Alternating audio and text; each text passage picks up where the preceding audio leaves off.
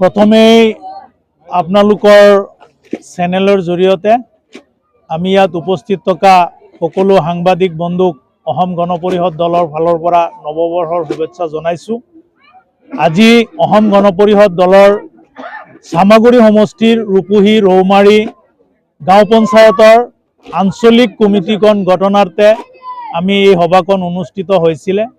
আজিৰ সভাত আমাৰ ৰূপহী ৰৌমাৰী পঞ্চায়তৰ আপোনালোকে ইতিমধ্যে দেখা পাইছে প্ৰায় 500 মানুহ আজি আমাৰ ইয়াত উপস্থিত হৈছে আৰু 500 মানুহৰ উপস্থিতিত আমাৰ নুৰুল আমিন চৌধুৰী ডাঙৰীয়াৰ নেতৃত্বত আমি আঞ্চলিক কমিটিখন গঠন কৰিছোঁ।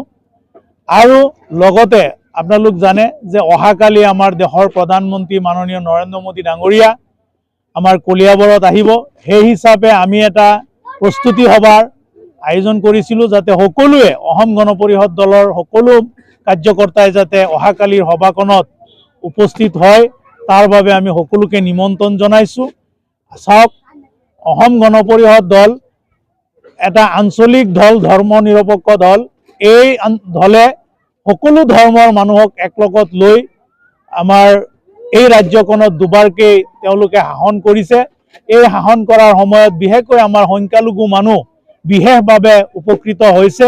সেই হিচাপে আজিৰ সভাত অসম গণ পৰিষদ দলৰ আহ্বান কৰাৰ লগে লগেই আজি আপোনালোকে দেখিছে 500-600 মানুহ আজি আঞ্চলিক কমিটিখন গঠনাৰ্থে আজি উপস্থিত হৈছে।